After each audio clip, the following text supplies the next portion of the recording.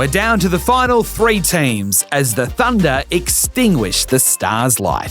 The skipper takes it as he should. The Sydney Thunder get the job done over the Melbourne Stars. Now the Sixers await them for the blockbuster Sydney smash. Hodge is with us again as we unpack it all and look ahead to the challenger. This is The Surge. G'day everybody and welcome to another edition of The Surge. Just 3 teams now remaining in the hunt for BBL 14 after the Melbourne Stars last night went down to the Sydney Thunder. Adam White and Brad Hodge with you to go through everything that happened not only last night but the night before down in Tasmania as the Hurricanes became the first team to get through to the final, and we'll also preview the Sydney Smash, number 3 for season 14, because they will go up against each other at the SCG on Friday to go into the final against the Hurricanes. So lots to discuss. Hodgie, welcome. Yes, Whitey, thank you very much. Well, the Stars, they're done. They're gone. Your pick, out. Yeah, well, look, it was a disappointing end, wasn't it? They did well to actually get to the finals. They got a good run on the back of Glenn Maxwell's brilliance. And then, unfortunately, a couple of strange decisions, I'll say. And winning the toss and bowling probably was a poor choice looking back at it. But the Sydney Thunder, you got to give them credit. They were rubbish last year and they've turned it around on the back of David Warner's captaincy. They've been able to get the best out of players and they've faced adversity, lost a few players along the way. So you got to give them credit. And the Sydney Smash, well, isn't this going to be huge? Because Moses has stated that it's an easily 2 points against the Thunder.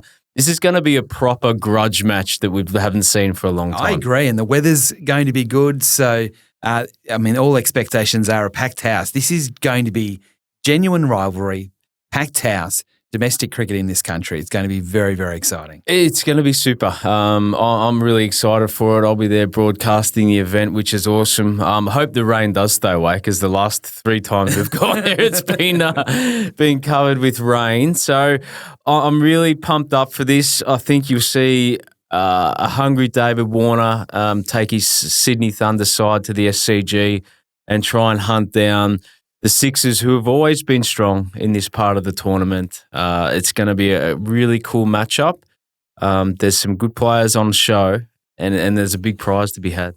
All right, as I said, so many discussion points to come out of the last 2 games and then throwing forward. But I'll start with the Melbourne Stars because they are the team that have been eliminated. Yeah. But across the season, are we giving the Stars a tick or a cross? Well, you have to give them a tick because they've reached the finals. That's probably the cornerstone of what every management wants to achieve. I'm talking administration-wise.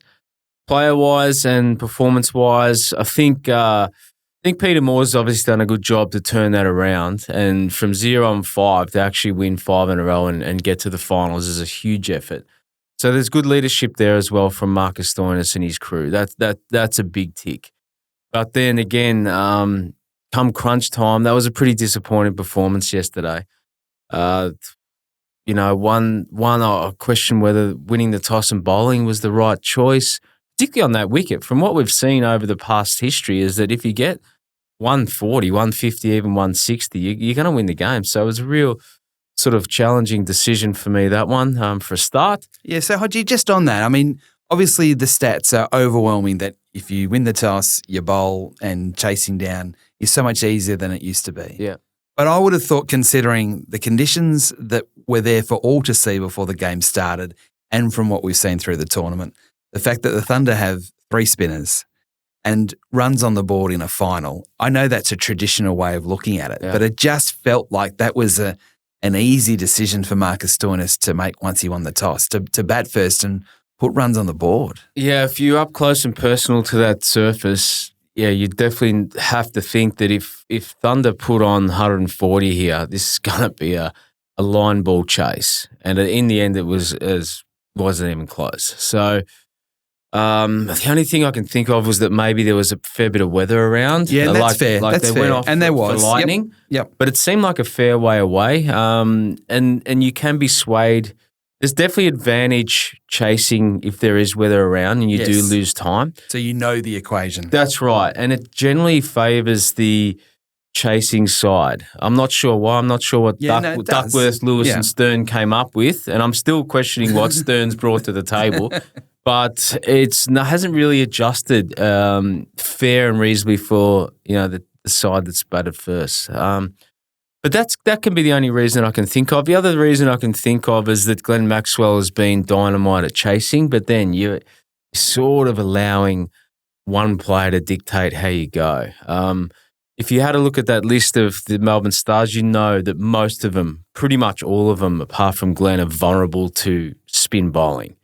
So you're going to face 12 overs. We talked about this last week. Well, that's what I wanted to ask you about, because it almost went entirely to script based on what we talked about the other day. Yeah. The 12 overs of spin, Andrews, Green and Sanger, we knew that was going to happen, and we knew that the Stars liked the pace coming on apart from Maxwell. Yeah.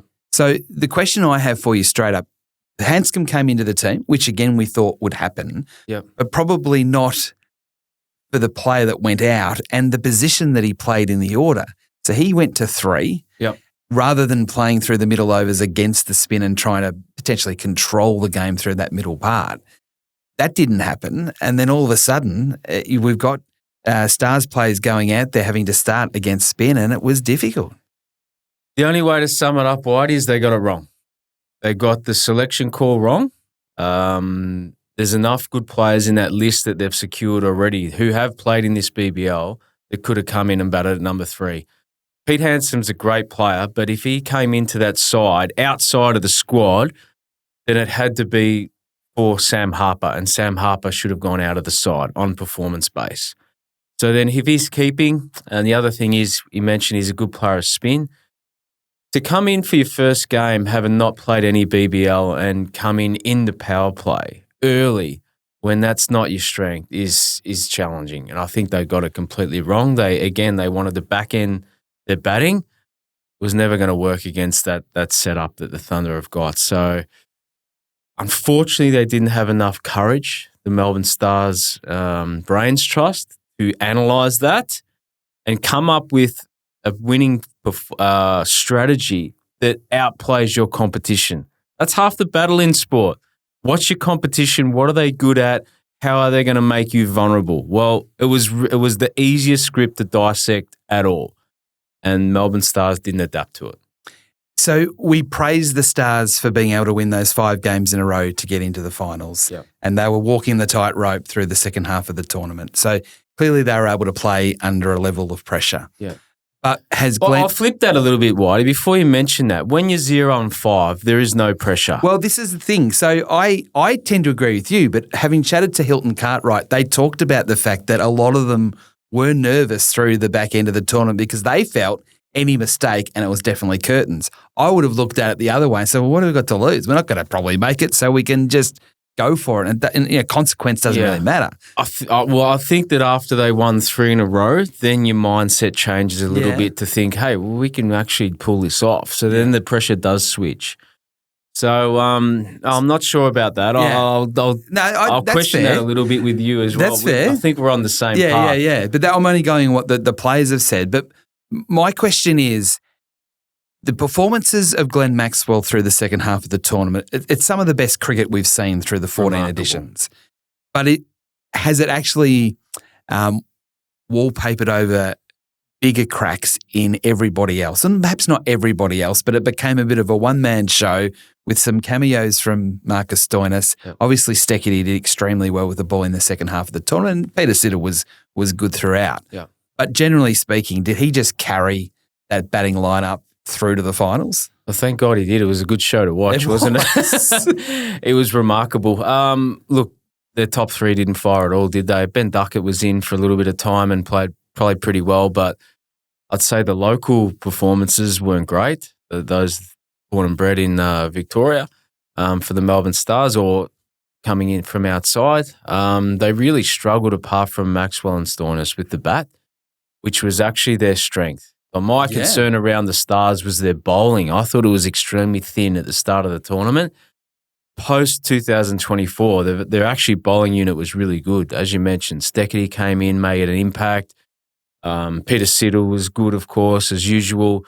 And the improvement in Osama Mir as well, to to trim his economy rate down from 10s, which bowling at the MCG, bowling leg spin going at 10s is no good. So for him to be able to come back into this mid-6s is really critical. So I thought they got that right. Joel Paris as well, swinging the ball early, giving him an opportunity to get some wickets. So, and credit to Marcus Stoinis' bowling as well. You could see there was a huge level of intensity in his definitely. bowling, which added to that Melbourne Stars lineup. And then I guess they missed Tom Curran as well over a period of time.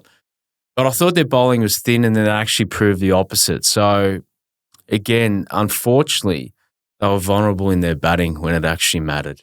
Too many times. Too under many early times, pressure. yes. Yeah. No, it's an interesting observation. So if we flip that across and have a look at the Thunder, so that's the Stars. They're out. They worry about next year.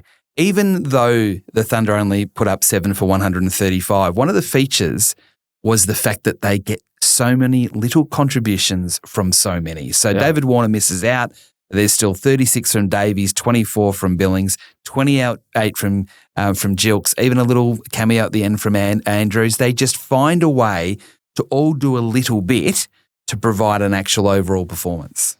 It's generally what happens when you've got an average wicket, actually. You don't find an extraordinary performance that stands out too often. So you'll generally get, little bits and pieces of small performances that add up to something. It's not a 200 wicket, so you don't get someone that blasts 80 or 40.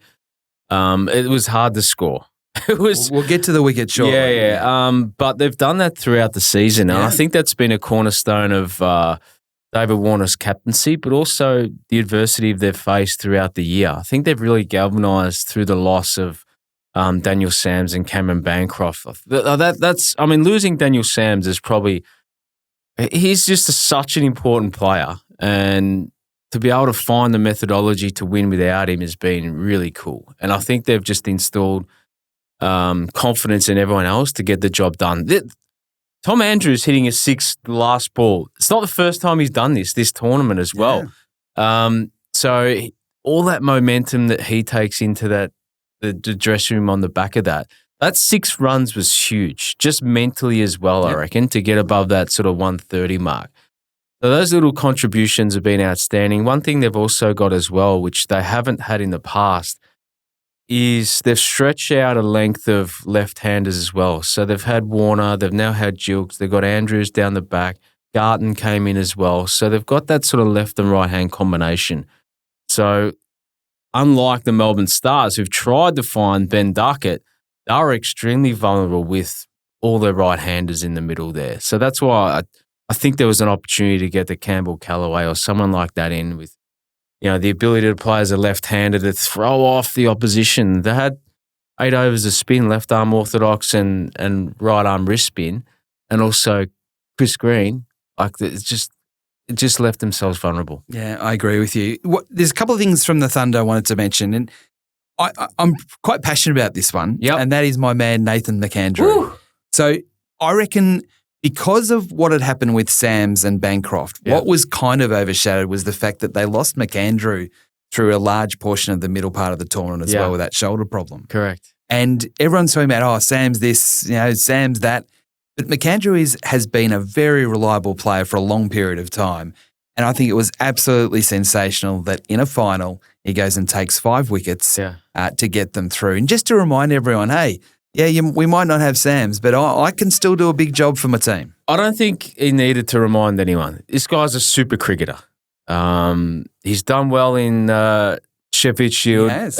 Everything. Australia, right? Yeah, everything about his cricket's actually progressed on an upward trend. So it's not a surprise.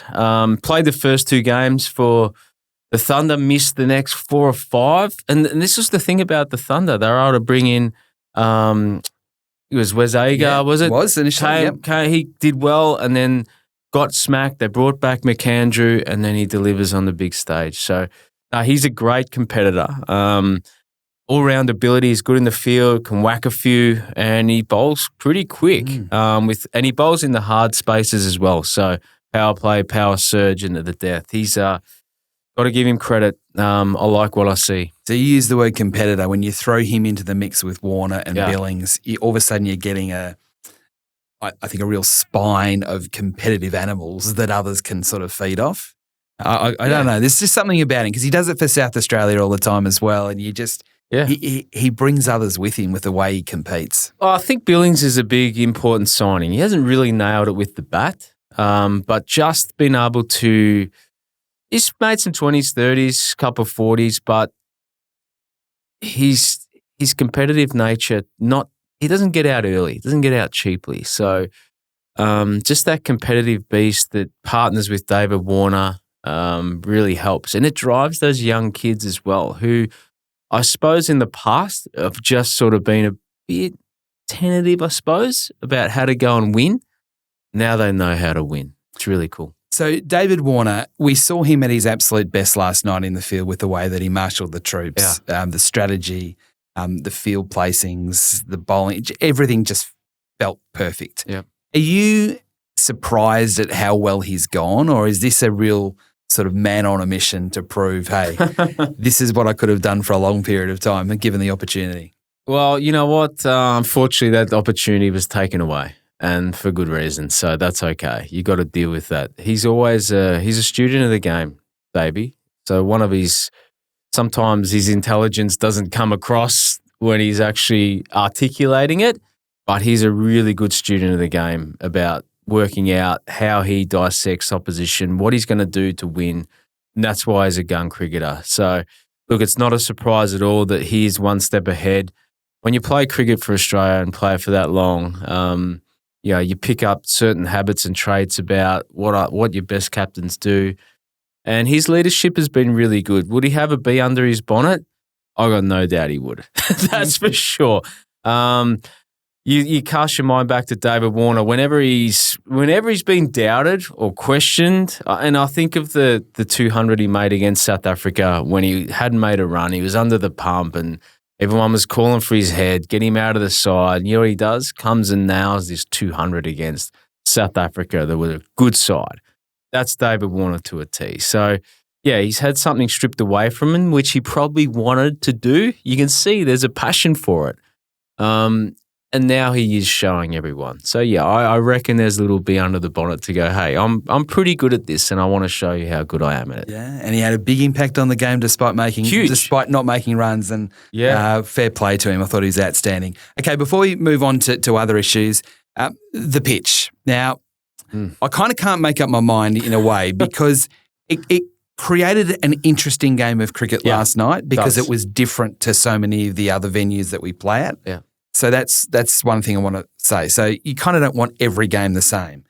But I can't help but think that in a showcase event of a final, that was not good enough to be playing cricket on this. So we know that Trent Copeland's done an amazing job in getting the administration right, changing the team. I think his next big challenge as a general manager is to get that pitch and get that ground like a cricket ground and not what it is, which is anything but a cricket ground. Yeah, and same for James Rosengarten, who's the Melbourne Renegades boss at Marvel. I think they've both got the same problem. Same problem. And look, they're not traditional cricket grounds, are they? No. So that's the conundrum. So I reckon straight after this tournament, both of those two be knocking straight on Alistair Dobson's door and going, righto, how are you going to make this right for our teams next year? You've got 10 months to work it out. Get to work. You know what the number one priority is for both venues?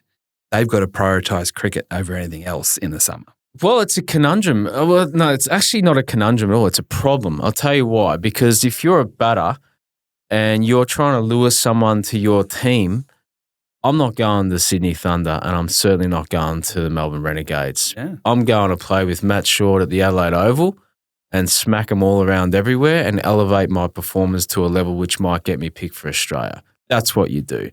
So not only is it important for a spectator point of view, it's important for your list to know that you're going to provide friendly conditions where you know performance isn't going to be questionable. So, yeah, I think there's a lot of work that needs to be done. I love the fact that it does create something different. So if that's your point of difference, that's fine. I got no problem if David Warner and his team want to structure a team up where they've got 3 gun spinners and they make it a dust bowl. I think that's home ground advantage, and I think you should use it. That's why that's why I asked the question, not being 100% sure of the answer. Well, I want to know whether it's constructed or not. If there's direction to the curator to go, we want to make this dry. I was there a month ago and the wicket was dry then. So, and they've had so much rain in Sydney, I'm not sure how it can be dry, right? But it was a dust bowl then, it was a dust bowl now. Now, if this was a strategic play to openly make the Melbourne Stars vulnerable, fair. Yeah, I kudos. agree. I agree with you. Like, I'm down for Yeah, that. that's right. Because your job's to win. Yeah. And so I'd love to find out if that was part of it. If not, then it's no good. Because the other part of it is, and it's the last thing we'll say on it, is that it is an entertainment business as well. So if you're wanting to get people to go out to NG Stadium and watch, you're wanting to see big scores, big hits. Yeah. You're not wanting to see a grind every time because that's not necessarily what T20 cricket is about. Yeah. I don't think. As I said, as a point of difference, maybe. And again, if it's about winning, well, go for your life with the team you've got. So here's the thing for entertainment, Whitey. They brought the boundaries in at NG Stadium in the first match. Relative, they were okay, 65 metres, I think they were, square of the wicket. And, you know, if you go to Adelaide Oval, square of the wicket's about 28 metres, you know. Well, it's about 52, but it's still small for a modern day player. The Sydney Thunder got in trouble for that. And when I talked to David Warner about that, he says, Hodge, look, the wicket here is, you know, it's challenging, it's not great. And we want to be able to, as cricketers, hit sixes and entertain as well at the same time. If the boundaries are too wide and big on a rubbish wicket, we can't hit sixes. So what do we do? So they brought the boundaries in. And to be honest, to be fair, I would never have brought the boundaries in because you got 3 gun spinners. Yeah. Right? That's an advantage. So he's actually gone the other way and thought, we are secretly here to entertain as well. So let's bring him in. And Cricket Australia rang him up, said, no, you got to push him out. So I'm struggling to work out the relationship between what we are, whether it's cricket or entertainment, and how you mix both of them. But that wicket itself for a final, I'm not having it. It was pretty poor and it was average, as less than average. In fact, it was poor. Okay. So that's the game from last night with the Hurricanes just sitting back watching it all, but certainly the Thunder advancing to Friday night where they take on the Sydney Sixers in the smash, the one that we missed out on from last week. So the Hurricanes and the Sixers, the Hurricanes straight through. And again, very similar to what we kind of predicted and what we've seen through the tournament. Lots of contributions. Yeah. Players just simply going out there and doing their role, and they got the win. Well, even that wicket had some crazy paving about it. It was quite surprising to see how dry it was and how there was little grass on that wicket as well. But it played beautifully, actually. It was a belter. Hobart Hurricanes, they deserve to be there, don't they? I agree with you. They've been good all the way through. Their batting's been good. They've faced some challenges as well with, some injuries as well with Matty Wade, also Ben McDermott. Billy Stanlake. Chris Jordan missed a couple of matches. What I want to take my hat off to and is the introduction and the performance of Cameron Gannon. So, coming in, not having played a couple of games, comes into the back end of the tournament, staring down finals and delivers for his team beautifully. Did it at the Melbourne Stars. He was marginally expensive, got belted in his last over, but his first 3 were outstanding. Takes the new ball, takes an early wicket, and economically, I think, went for 6 runs and over. So kudos to him. Really good job. Good selections. And it was a tough one because they would have had to have gone Gannon or Bean, who'd been playing. They went for Gannon and it paid off. The experience. Yeah. So again, they've set it up nicely, haven't they? They've been able to build partnerships. Ben McDermott struggled pretty much through that whole innings, which I don't know whether he was just rusty from not having played a couple of weeks. But again, it's trending nicely, isn't it, for the Hobart Hurricanes? They're bowling again.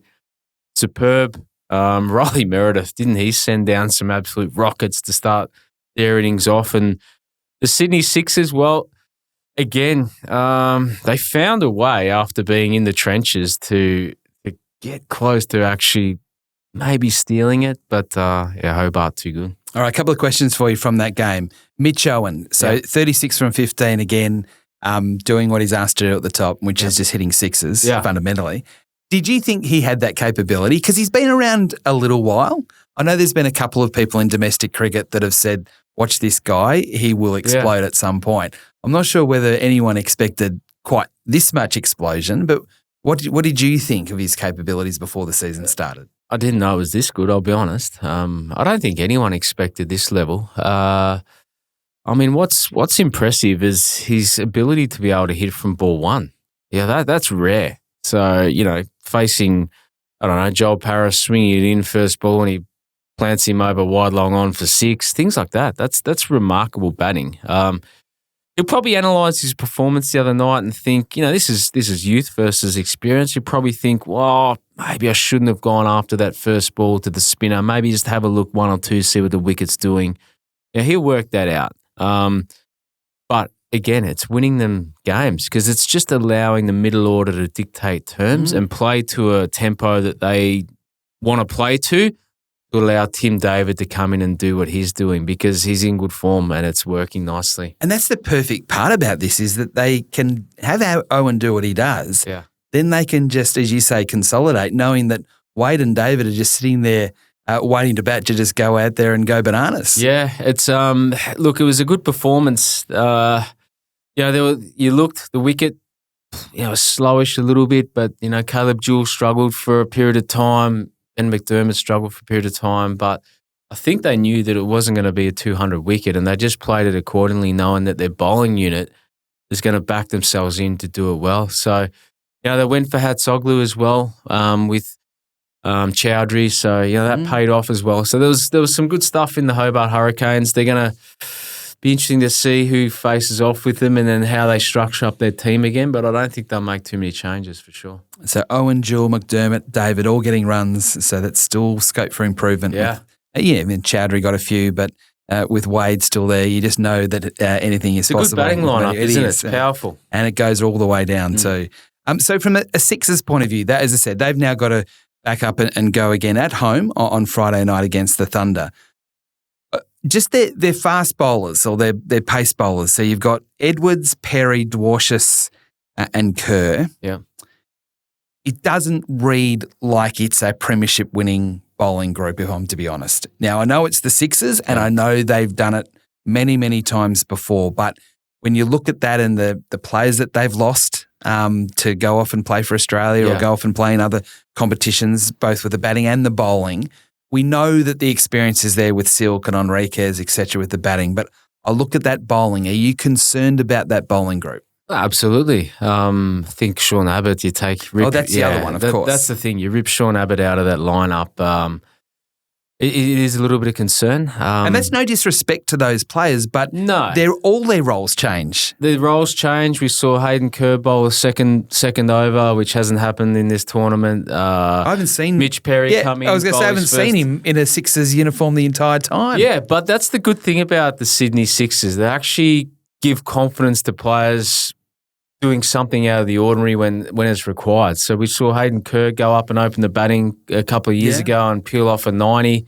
Things like that. They're actually quite adaptable and flexible. So they are good in that. If I'm looking at that attack, though, it's probably 3 or 4 players that if I'm a batter in the Sydney Thunder lineup, I'm going after hard and really putting them under pressure early, particularly in their first 2 deliveries. So, they're good. Moses is great at marshalling his troops and working out how they're going to get out of trouble. But I'm going to if I'm the Sydney Thunder team, I'll be picking 2 or 3 and really stretching their abilities. Yeah. So Dwarshuis and Kerr, it's probably unfair for me to put those 2 in the package of the others. I can throw Manenti in there as well, and there's a couple of other options that Sixers might look at.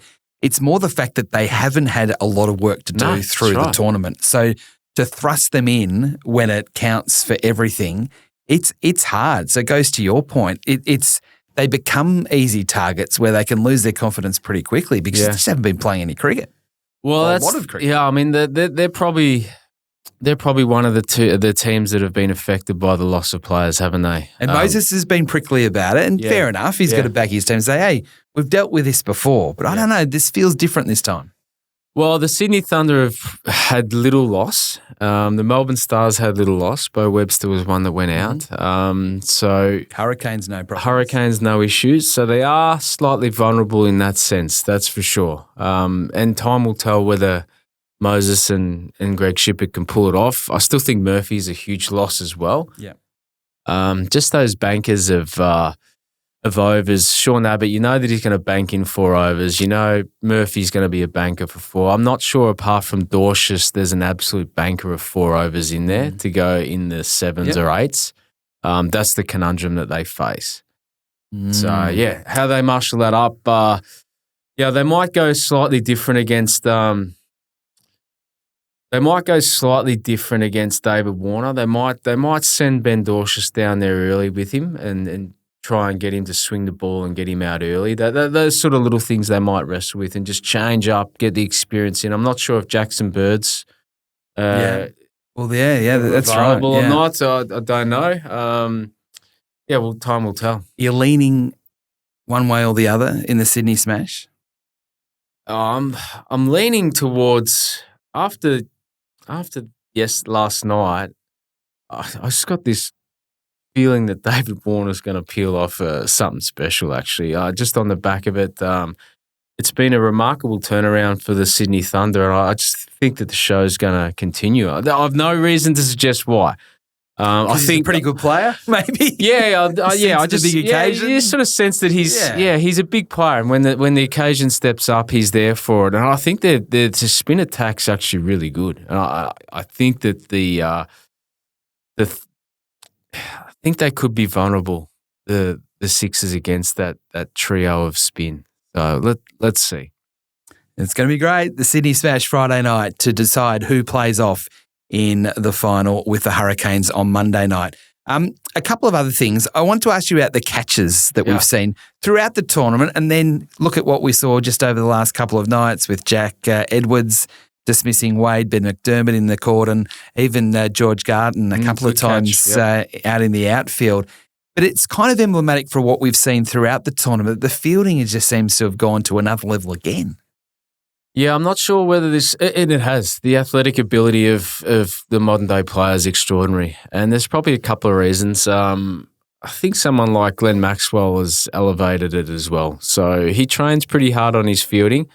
And I can only go back to my own personal experiences when I was in the Australian side and there was Ponting, Clark, Andrew Simons in that side. And if you weren't up to a level of standard, you actually felt completely vulnerable. So it was your duty of care to make sure that you got somewhere close to that level. Like, they were outstanding fielders. And I think Glenn Maxwell has certainly done that for the Melbourne Stars and then everyone else around the traps as well. I think they're training harder. That's a guess, but they must be. The 14 games down to 10 has also highlighted how critical fielding is. You just can't have bad performances. You can't catch it up. So fielding is critical. I think it comes down to practice and expectation and the level that everyone else is bringing around you. So you're coaching in the Australian setup. How much time do they spend on their fielding? So if they have a training session a few days out from a game where, again, I'm guessing a bit, but they're in the nets, they're doing whatever they do, they do their weights, they do whatever. But how much time is actually allocated to fielding and is it as a group or is it just as, slips do one thing and the outfielders do the other, the infielders do? How does it all actually work and how much time do they spend on it? Sometimes group. There'll be maybe 3 stages of 7 minutes across each group, going across all different skills, and then it becomes very individual based. So their main session's always done with group, and then outside of that main session, it's quite individual. But it's extremely rare that everyone that I know would filter out for fielding with Andre Borovic to do whatever specific needs they want to make sure that they're prepped and ready.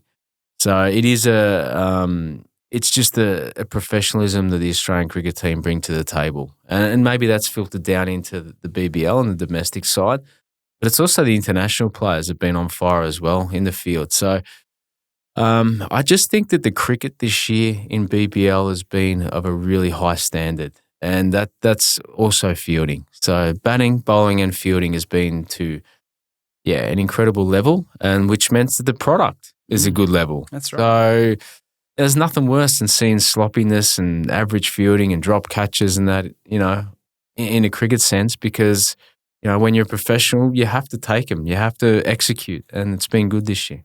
So what you're telling me is that in the Australian setup, fielding training isn't a situation where if you're not batting or bowling in the nets, there's 25 in a semicircle with jugs balls being whacked at you sort of under lights at about 8 o'clock at night. No, it doesn't happen like that. I guess, look, the good thing is that there's resources. So fielding coach Andre Borovic is always on offer. He'll always have times away from the main session to make sure that everyone gets what they want. So, and it's your job to then go and seek him out if he's busy somewhere else, to make sure that you get your work. And if you don't get your work, then he'll come up to you and go, hey, have you done this today? So there is a level of accountability. All right. Before we go, it's time to have a look at the team of the tournament. So this is the official team that has been released, and I'm going to read it out, and it's up to you to pick holes in it. Okay. But it might be the perfect team. But this is actually a team that's been put together. The coaches have voted on it. All the important people have voted on it. So this isn't a fan thing. This is everyone that's involved in the tournament. So from the top in batting order, David Warner as captain, Mitchell Owen, Cooper Connolly, Marcus Stoinis, Sam Billings as the wicketkeeper, Glenn Maxwell at 6, Tim David at 7, and then the bowlers Ben Dwarshuis, Tom Rogers, Jason Berendorf, Lloyd Pope, and then Jamie Overton as the 12th. So that is your team. How many are in that for the first time? 1, 2, 3, 4, 5, 6, 7 of the 12 in it for the first time. What's your initial feelings on that? My initial feeling is that there's been no standout wicketkeeper. Yes, I agree with that. So that's an interesting point. Sam Billings has been good, but certainly hasn't been outstanding with the bat, which means that every other wicketkeeper in there has been short of the mark. Yeah, that's right. Lloyd Pope probably deserves a mention. He had some really good performances throughout the tournament. So Lloyd Pope took a lot of wickets, but did go for quite a few runs. Yeah. So it's a philosophical thing on that is, what's more important, wickets or economy? Yeah. It's probably both, but... Yeah, look, I think across the tournament, I think Chris Green may have had more of an influence. I don't know whether the wicket actually comes in. I'm not saying that Pope shouldn't be in there. Yeah. I think one spinner is actually a bit lean. Yeah.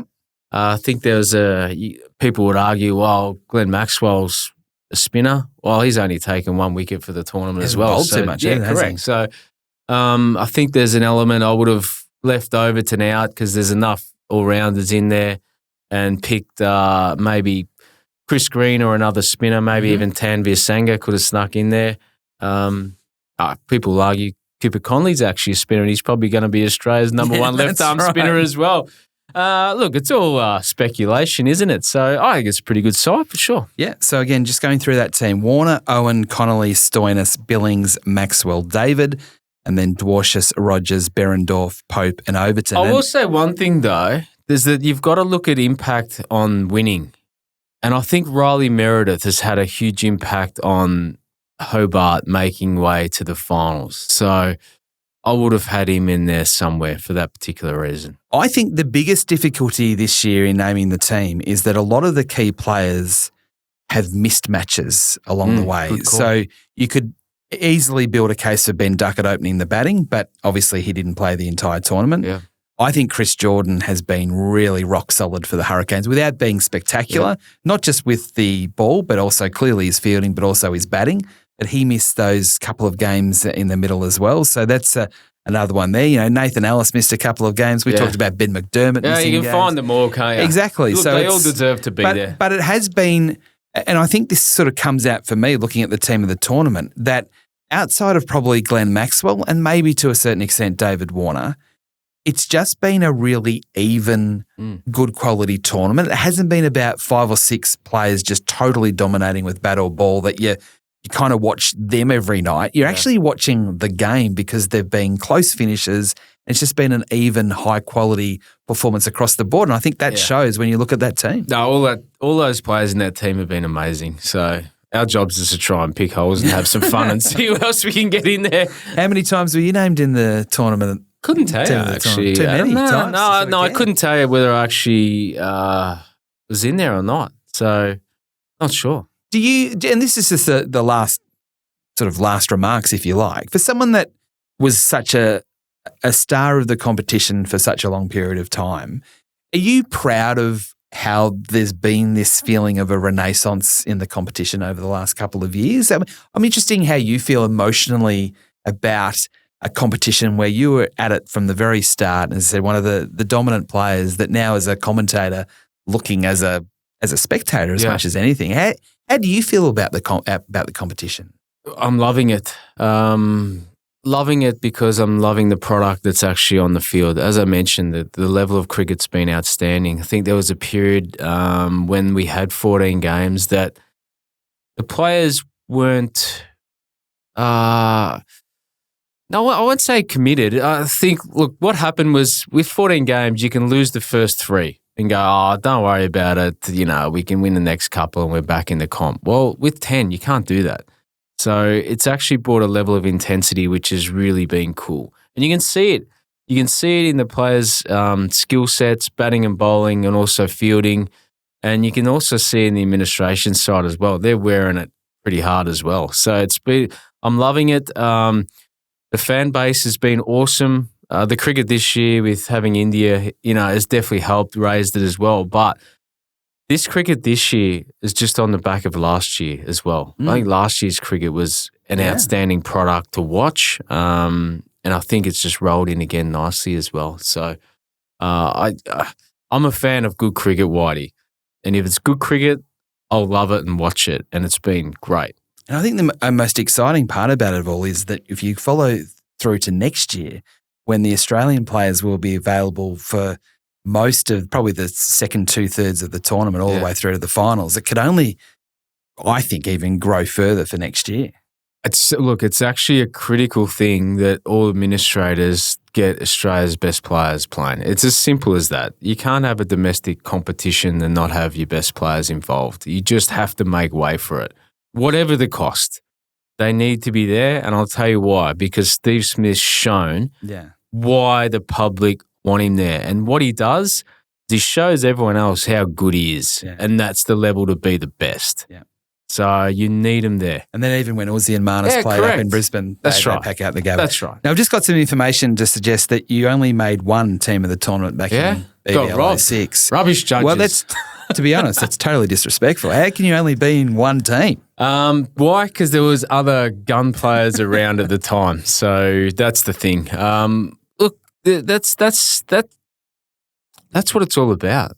Everyone in that list will be really happy and proud of their personal achievements. It is a good recognition to get in that side, that's for sure. And at the end of the day, there's only one person in this room and probably around Australia that's got a seat that is coloured a particular colour for what you've done. That's right. At Marvel Stadium. And that's all that matters. Do you know how far that 6 actually went? 172 metres projected. It would have gone into Docklands. It would have gone into the Yarra if the stadium hadn't have been there, actually. I think that's not John. I can't tell you what. All right. Make sure you have the Big Bash app downloaded if you haven't already throughout the course of the final series. It's the best way to stay up to date with everything that is BBL. Thank you for joining us on The Surge.